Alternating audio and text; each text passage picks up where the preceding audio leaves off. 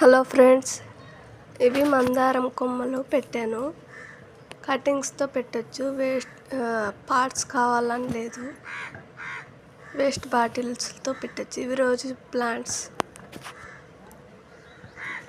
Plants and పత్తి మందారం రెండు ఉన్నాయి. దీంట్లో చిగుర్లు కూడా వచ్చాయి అప్పుడే. కోకోపీట్ అండ్ ఇసుక రెండు కలిపి పెట్టాను. చాలా బాగా వచ్చాయి.